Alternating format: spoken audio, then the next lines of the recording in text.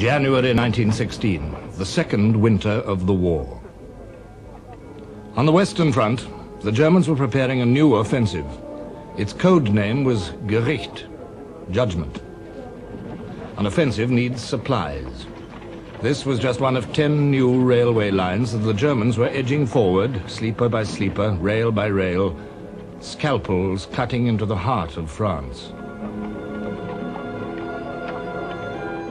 A few miles away to the west, 10 miles behind the French line, lay their objective, Verdun. Verdun was the great fortress whose name had for centuries not ceased to haunt Germanic imaginations. It was the great advanced citadel of France, the principal bastion of her eastern frontier, whose fall, resounding throughout Europe, would efface forever the victories of the Marne and the Isère. And in 1914, before the Battle of the Marne, it had stood like a rock against German assault. Had it fallen, Paris, even the war, might have been lost. It was the hinge and pivot of the whole Allied line, jutting like a huge elbow into the German positions. On the map, Verdun's defenses looked formidable.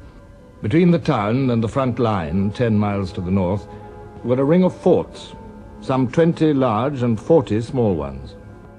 Strongest of them all, cornerstone of the whole system, was Douaumont. Forts like these had been built to be impregnable. In fact, Verdun was one of the weakest points in the whole Allied line. In the previous summer, French General Headquarters had begun to strip the forts of their guns. By now, January 1916, over 200 guns had been removed from the forts for mobile use elsewhere, together with a vast amount of ammunition. There is no evidence that the Germans knew how weak the forts were. Their decision to attack Verdun was taken for quite different reasons, and it was taken by one man, Generalleutnant Erich von Falkenhayn, chief of the German General Staff.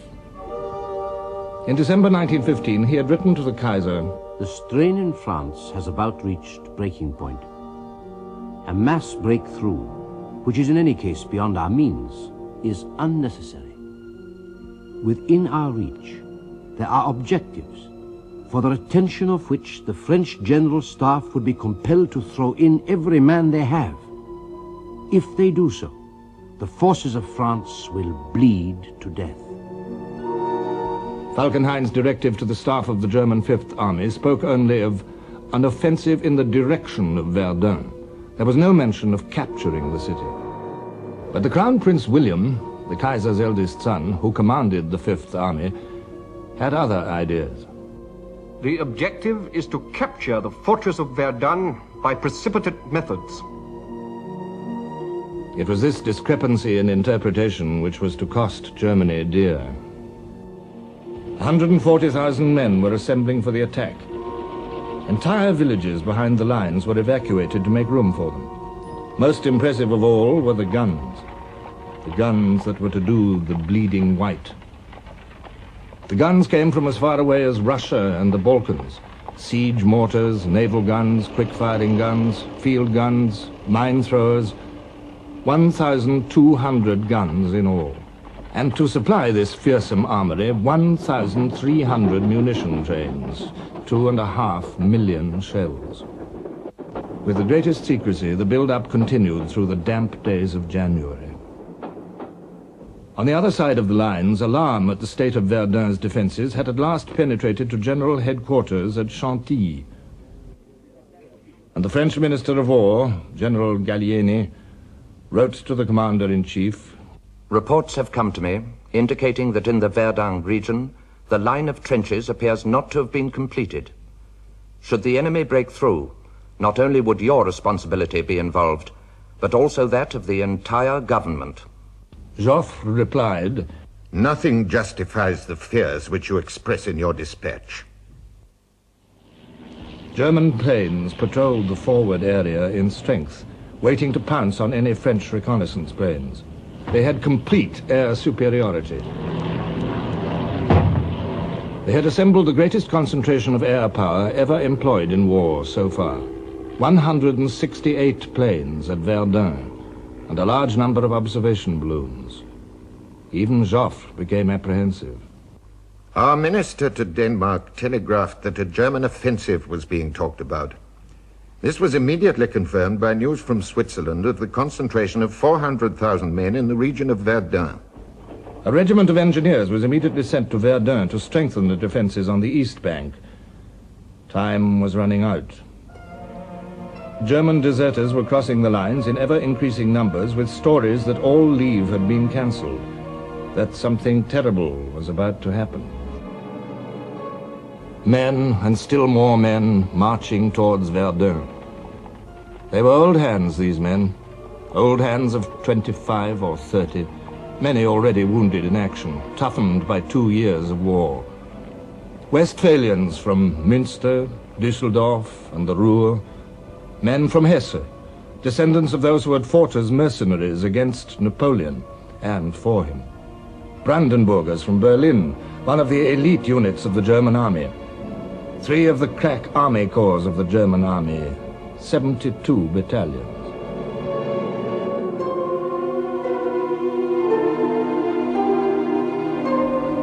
Their wait was a fearful one.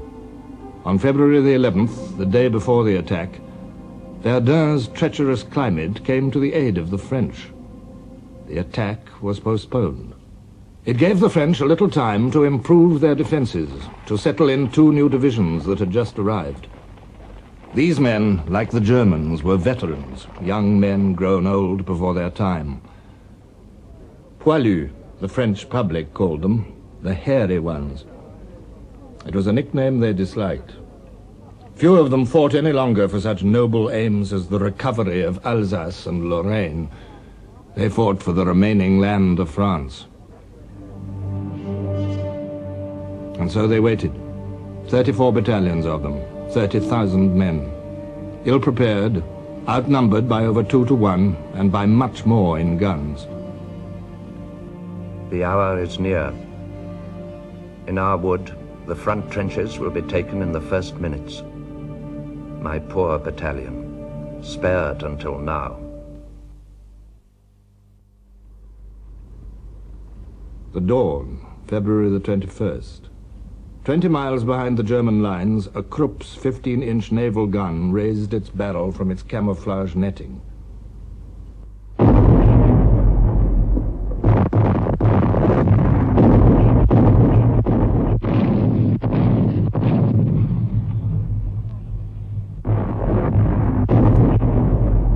For 3 hours, the German heavy guns ranged on Verdun itself. At 7 in the morning, the bombardment switched to the French lines. 1 heavy battery to every 150 yards of trench, and to the roads leading up to them. Gun after gun joined in, 1,000 in all firing onto 6 miles of the French front. To the French, cowering in the woods of the East Bank, the air seemed solid with whirling fragments. The shells appear like great ghosts, axing the trunks, mangling the branches into hanging shreds.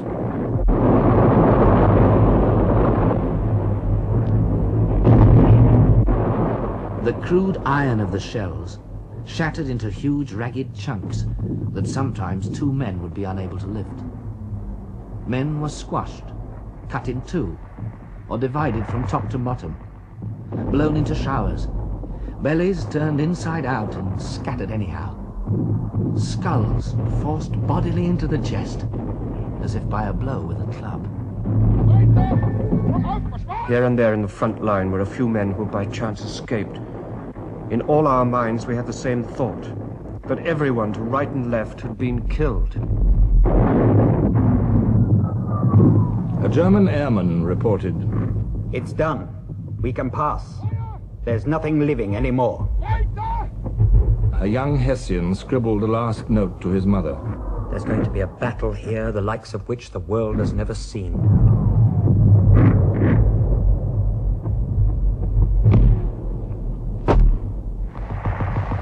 The Germans had 8 miles to go. Their fighting patrols slipped forward like a dentist's probe.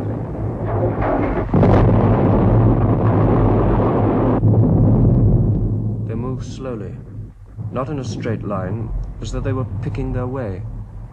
Nothing could have looked less like an assault.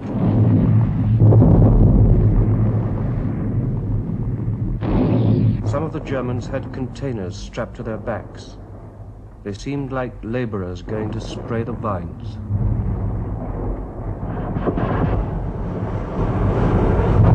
Flamethrowers. The Germans were trying out their new weapon on the French. The tongues of burning oil, propelled by compressed nitrogen, turned men into flaming torches.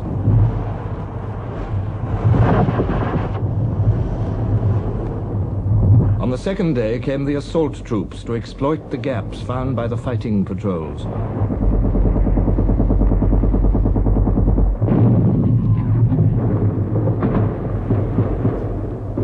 By the fourth day, the Germans were through into open country.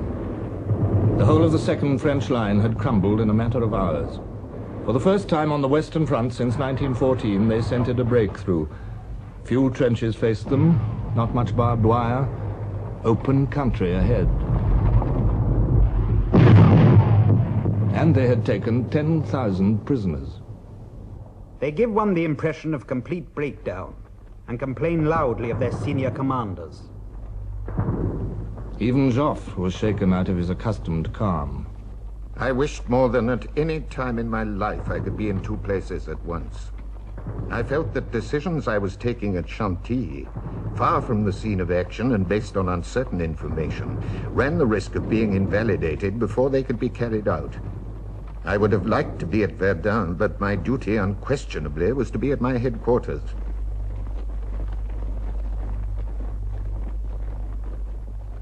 The Kaiser was certain that Verdun was about to fall. He came up to watch the kill through a well-protected periscope. Would the front hold? By nightfall on February the 25th, only the forts and a few brave men barred the Germans' way. Fort Douaumont, its tortoise hump, dominated the battlefield.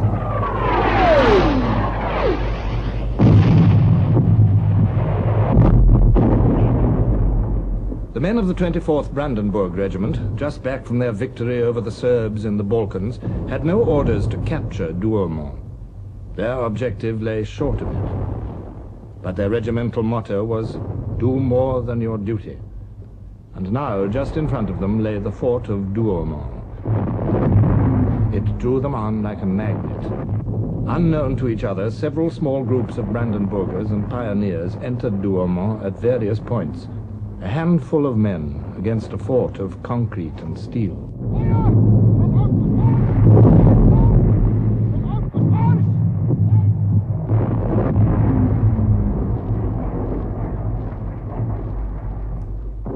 The Germans were astounded to find the fort was garrisoned by 56 elderly territorial gunners under the command of a sergeant major.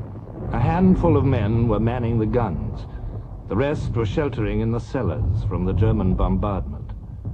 They offered no resistance.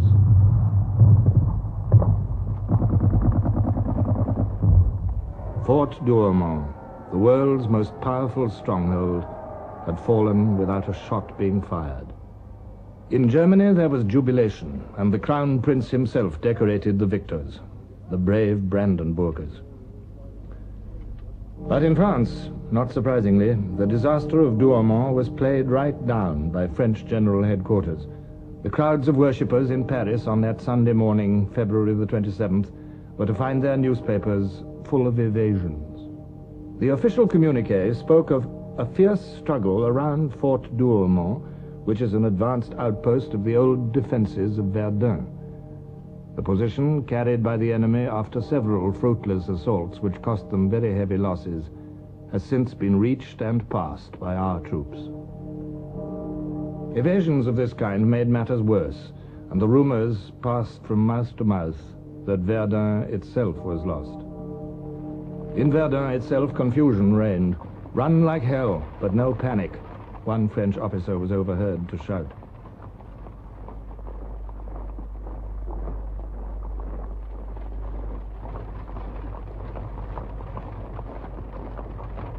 The Germans were only 5 miles away. There was one more ridge between them and the city. Could Verdun be held? The Castelnau thought it could be, and to carry out his will, he had persuaded Joffre to appoint General Pétain as commander of the Verdun army. Pétain, the peasant from northern France, had begun the war as a colonel due for retirement. Now, 18 months later, he was an army commander. French soldiers had heard the stories told of Pétain. They knew that he cared for his troops. They knew that he was frugal with men's lives. As the desperately needed reinforcements moved up, the word went round, Pétain is in charge. All will be well.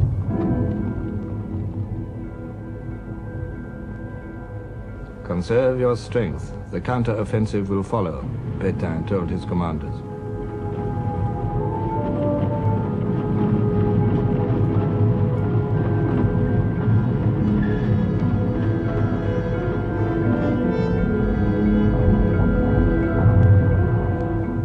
But only the most precarious of lifelines now connected Verdun to the rest of France.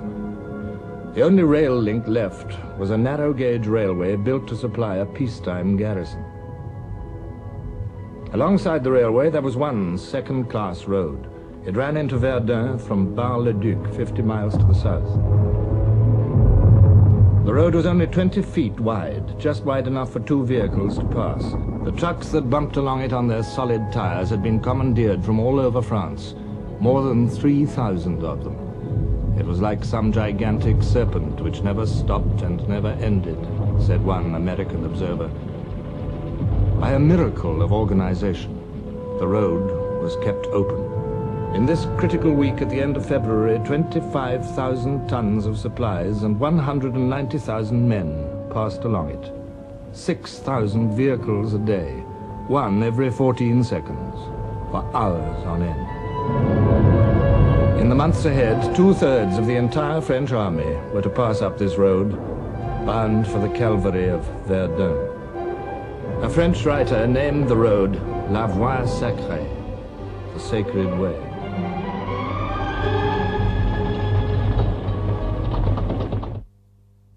Now, in the lengthening days of March, the Germans extended their attacks to the west bank of the Meuse, and to a hill with the sinister name of Mort-Homme, dead man.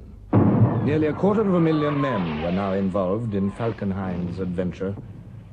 The bloodletting was getting out of hand. Our blinded, wounded, crawling and shouting soldiers kept falling on top of us and died while splashing us with their blood. It was a living hell. Verdun is terrible because a man is fighting against material with the sensation of striking out at empty air. Oh, how I envy those who can charge with a bayonet instead of waiting to be buried by a shell. By the end of March, after 40 days fighting, the Germans had lost about 80,000 men, the French a few thousand more. The casualty gap was narrow.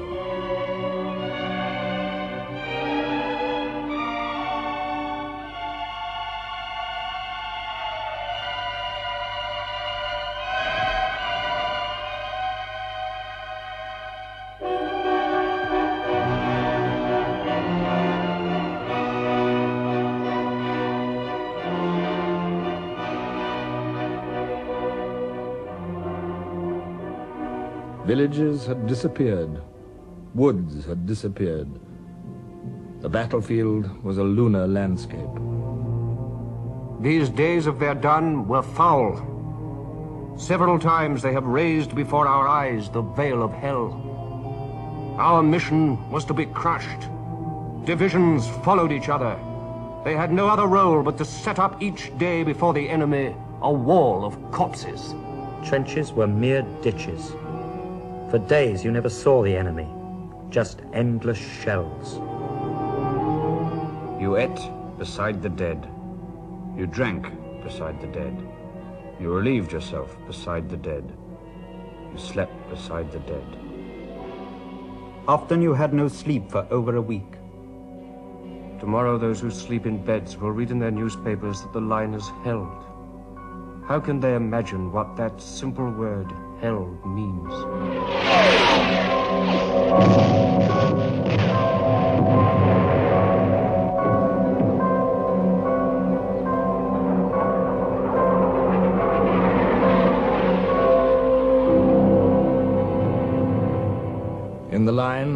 often went for days without food, for the ration parties were frequently killed on the 6-mile slog through the mud to the front positions.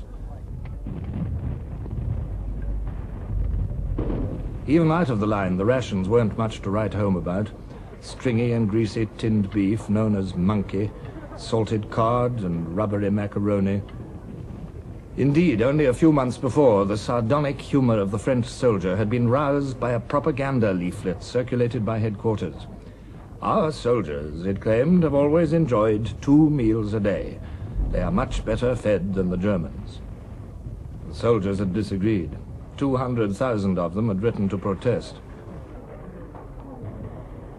But at least the rations were free, and so was the wine ration, pinard, the rough red wine beloved by the French soldier. Pinard, which made up a little for the miserable pay, 5 sous a day, nearly 2.5 halfpenny. Pinard, which gave a man courage to forget the present. For the only real enemy now was the battle itself.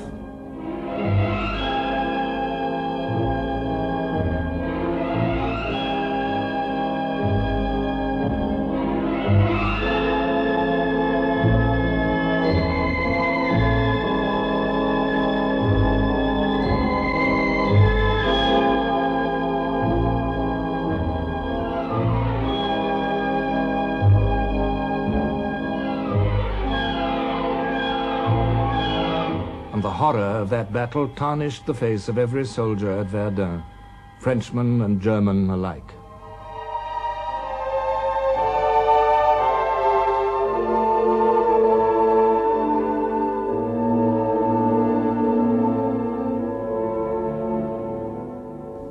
By the end of April, after 70 days fighting, the Germans had lost 120,000 men. The French had lost 133,000. General Pétain's reinforcements poured endlessly up the sacred way. My heart leapt as I saw our young men of 20 going into the furnace of Verdun. Jolted about in their uncomfortable trucks, or bowed by the weight of their equipment, they encouraged one another by their jokes and by their songs.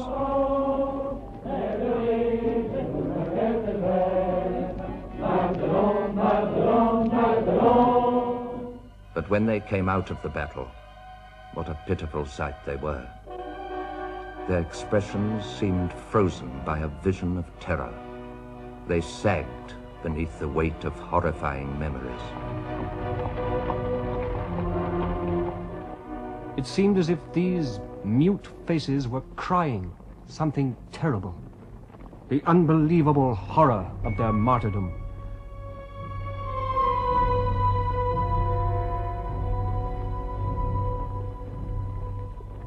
Pétain's demands for troops displeased Joffre. Had I yielded to all his demands for reinforcements, the whole French army would have been absorbed in the battle. He was well aware that I was trying to collect the largest possible number of divisions for the Somme offensive.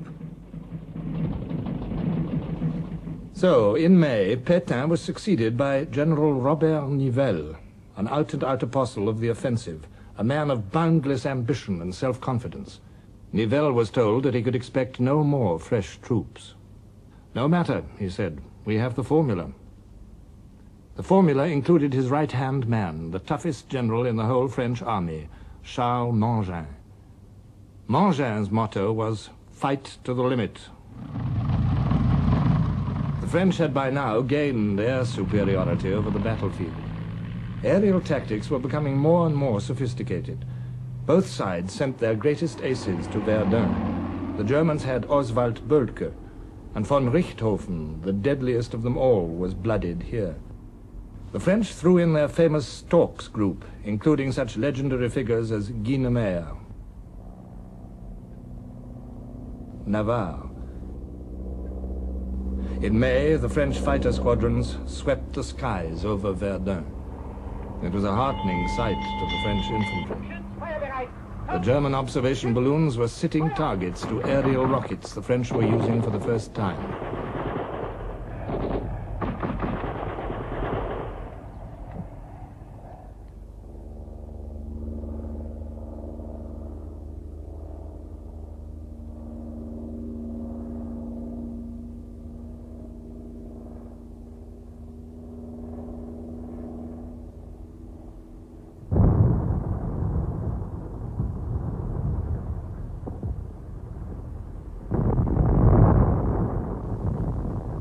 Now it was the French turn to attack.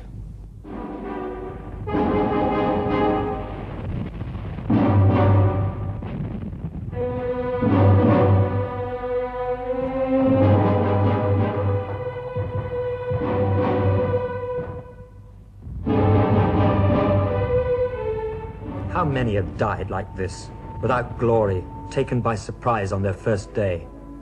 They have given their life, and nobody even knew their name. Hell cannot be so terrible as this. Humanity is mad. It must be mad to do what it is doing. One begins to ask oneself, where is victory? And whether it might not lie in any kind of peace which would at least save the race. An artery of French blood was cut on February 21st, and it flows incessantly in large spurts.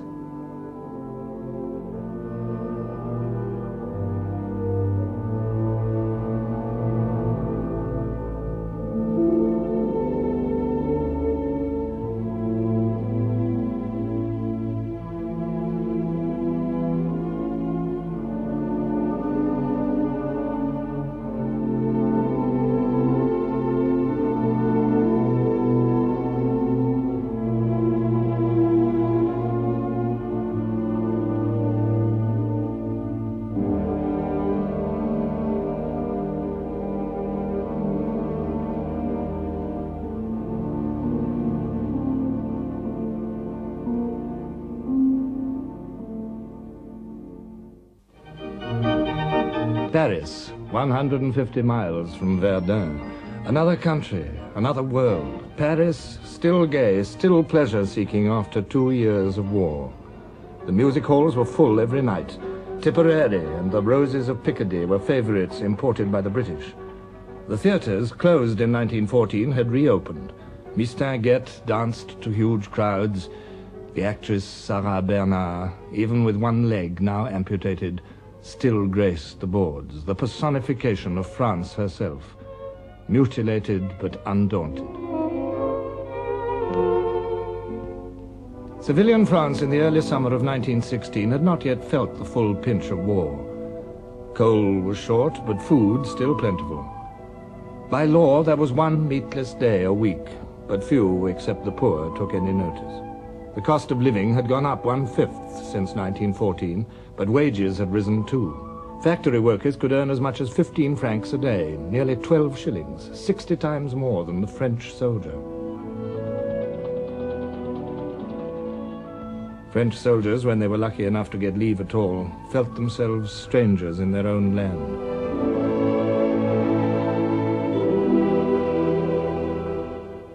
Life is good. One can understand these people resigning themselves to the war. It's consoling to know that if one perishes in the barbed wire, they will not be too much affected by the loss. Paris was full of embusqués, the shirkers, and the armchair warriors and the profiteers who had made a packet out of the war. I met a lot of them on my last leave, the fat, shining swine. They take their aperitifs and they read their papers. That's about the only way they have of knowing what's going on in the war. So many lies have been spread about us that I have many times seen the troops tear up the newspapers. Phrases like, "our gallant wounded," vivid armchair descriptions of the enthusiastic ardor of combat. Cant like this enraged the men who knew what it was like. They were getting a little tired of medals. Heroics were all very well for the cartoonists. Sentimentality might bring comfort to the folks at home, but this kind of glorification sickened the men who had faced the reality of death at Verdun. And the newspapers of the world agreed. "As ye shall sow, so shall ye reap," read this American cartoon. The Crown Prince, too, came in for his share of blame. "Father, we must have a higher pile of bodies at Verdun," read the caption to this in the Daily Mail. But Crown Prince William no longer believed the city could be taken. I was absolutely opposed to continuing the attack. I was now convinced, after the stubborn to-and-fro contest for every foot of ground, that a decisive success at Verdun could only be assured at the price of heavy sacrifices, out of all proportion to the desired gains. Yet I had to obey the orders of General Headquarters. And as May drew to a close, a new attack was ordered. Sledgehammer blows to blast in the gateway to the fortress, once and for all.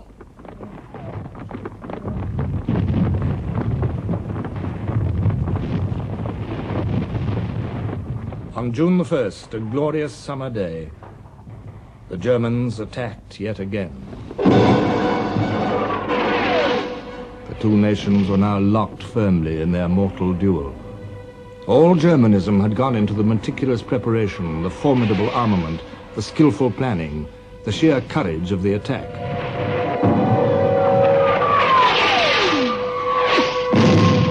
All French nature had gone into the lack of preparation, the casual assurance, the panics, and the brave resistance. To Lloyd George, the British Minister of Munitions, Verdun seemed one of the most gigantic, tenacious, grim, futile, and bloody fights ever waged in the history of the war. On those heights, Gaul and Teuton fought out a racial feud which had existed for thousands of years. The concentrated fury of ages raged and tore, shattered and killed in one intensive struggle which has no parallel in the history of human savagery.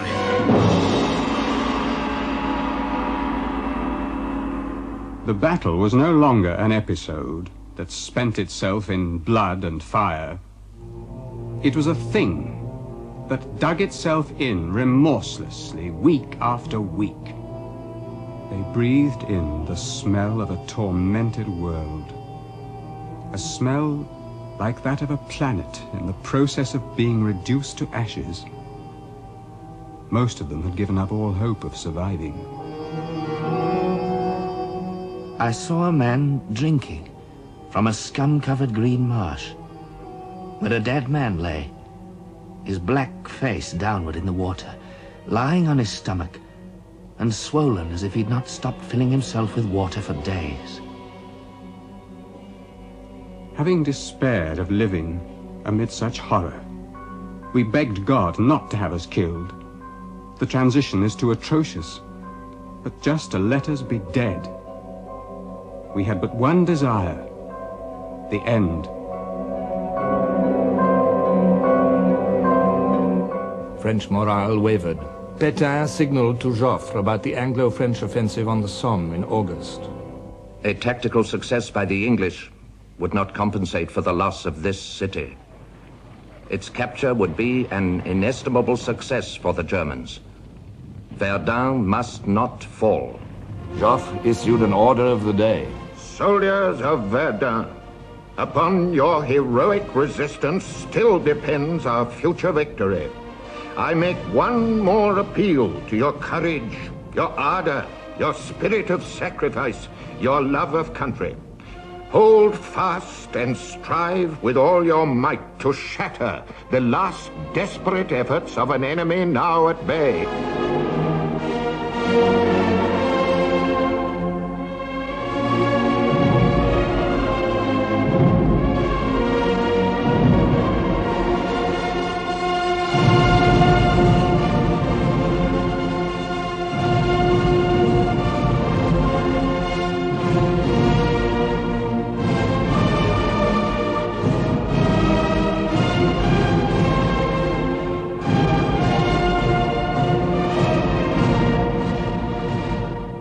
The turning point came on June the 23rd. On that day, the Germans penetrated to within 2.5 miles of Verdun itself. It was the moment of supreme crisis. Pétain warned General Headquarters that he might have to withdraw from the east bank. General Nivelle issued a dramatic order of the day. It ended with words which were to ring round the world. "You will not let them pass."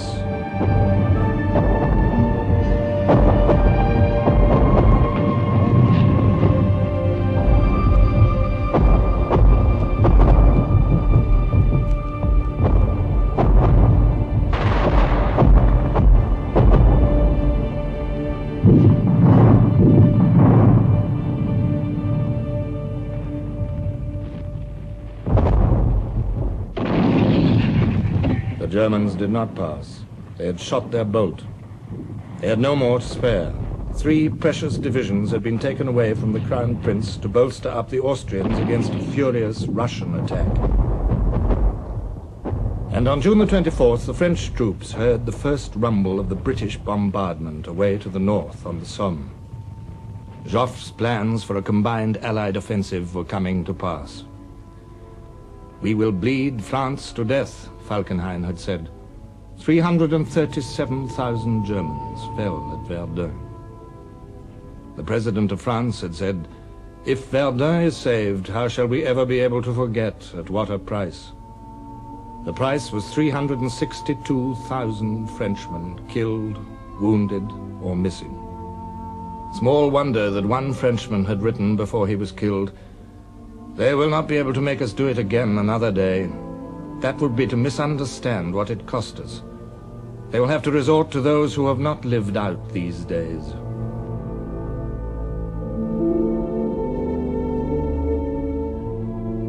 Among these motionless bodies, 2 things moving. One crawls crying towards the ditch, a man with his legs shattered, the sole survivor.